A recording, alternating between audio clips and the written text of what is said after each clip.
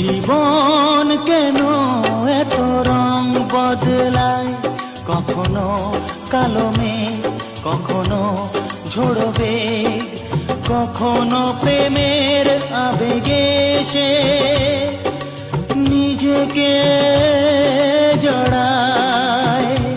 এ জীবন কেন এত রং বদলায়, যা দেখি মনে ধরে রাখি, যা দেখি না পথ চেয়ে থাকি। যতই সুখ চাই ততই ব্যথা পাই, জানি না জীবন গিয়ে কোথায় দাঁড়ায়। এ জীবন কেন এত রং বদলায়।